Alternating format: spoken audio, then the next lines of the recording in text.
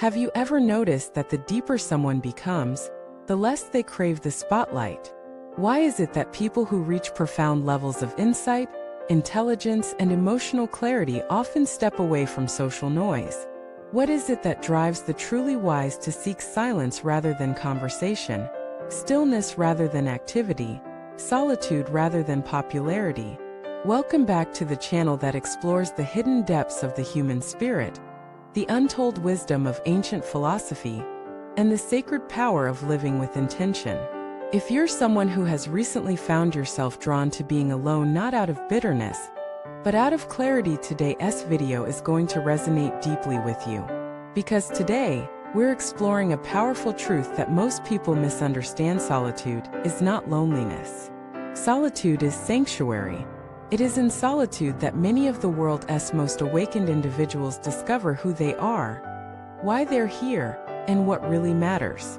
In a culture that praises social connection, network expansion, constant collaboration, and external validation, choosing to be alone can seem odd, even suspicious. But for the truly wise, solitude is not a retreat, it's a return. So let us begin with this: why do truly wise people gravitate toward being alone? Because wisdom is born from reflection, and reflection requires space. Noise kills clarity. Distraction dilutes insight. When your mind is constantly absorbing other people's voices, it loses touch with your own. Wisdom does not shout, it whispers. And in a noisy world, only those who step away can hear it. Consider the great sages, mystics, and thinkers of history. The Buddha left his royal palace to sit alone under the Bodhi tree. Jesus wandered the desert for 40 days. Muhammad meditated in the cave of Hira. Laozi disappeared into the mountains. Even secular geniuses like Einstein and Newton developed their greatest ideas in solitude. This is not coincidence. It is spiritual architecture. When you remove yourself from the chatter of society, you begin to hear the deeper truths that live beneath the surface of your conditioned mind. You start to see which of your beliefs are truly yours, and which were inherited. You begin to disentangle your worth from your reputation. You learn to live from the inside out, rather than the outside in. But solitude isn't just about clarity. It's also about energy. Every interaction we have involves an exchange of energy. And not all energy is healthy. The more you awaken, the more sensitive you become. You feel dishonesty more quickly. You sense manipulation, neediness, ego. And it exhausts you. That's why many wise individuals don't avoid people, they avoid drama, distraction, and energy drain. It's not that they're antisocial. It's that they've refined their inner ecosystem so deeply, they can no longer tolerate chaos. They don't seek conflict. They seek peace. And when peace is found more easily in solitude than in crowds, they choose the former. There's a story of an old philosopher who was once invited to a grand party. He declined. When asked why, he said, "Because I don't want to waste my presence where my soul will not be fed." That line reveals everything. To the wise, time is not money. Time is life. Attention is sacred. Energy is not to be scattered, it is to be consecrated. So what does solitude actually give that society often takes away? Let us go deeper. First, solitude gives you access to the soul. Your soul is not found in the noise of achievement or the clamor of social media. It is found in stillness, in silence, in spaces where nothing needs to happen, where nothing is demanded of you, where you can simply be.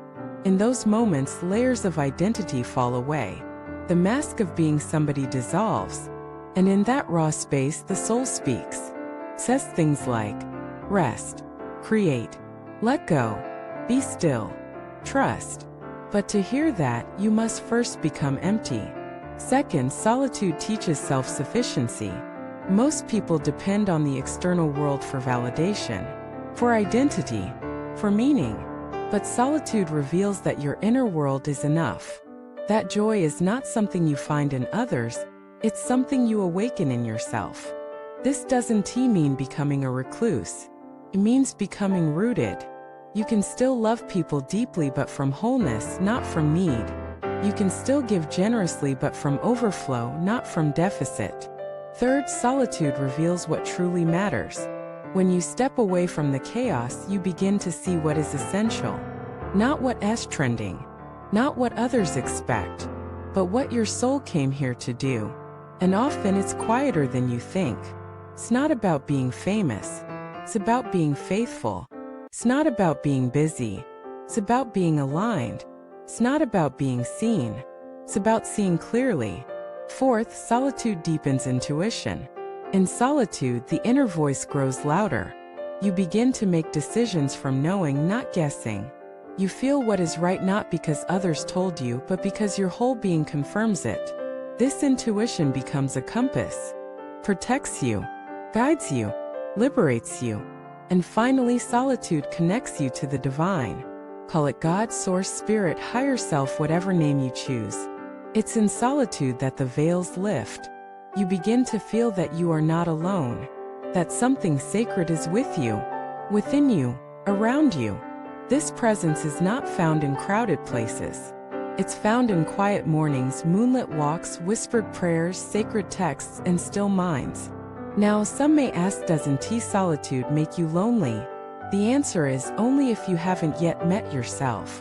Loneliness is the pain of not being with others. Solitude is the joy of being with yourself. And when you know yourself deeply, when you love yourself truly, when you accept yourself fully, then solitude becomes celebration. So to all the introverts, the deep thinkers, the quiet ones who feel most alive in empty spaces, this message is for you. You are not broken. You are not weird. You are not antisocial. You are awake. You are choosing peace over performance, depth over display, silence over noise. And in that choice, you are joining a lineage of souls who have walked this earth in wisdom. You don't need to explain yourself. You don't need to defend your silence. You just need to honor your path. Let the world chase what it will. You walk your own way. Because in the end, the quiet ones see the most. The still ones hear the most. And the alone ones are often the most connected to life, to truth, to source. Thank you for watching this video. If solitude has been part of your journey, share your experience in the comments. Your voice might echo in someone else's heart. Don't forget to like, subscribe, and stay tuned as we continue exploring the sacred art of living from the inside out.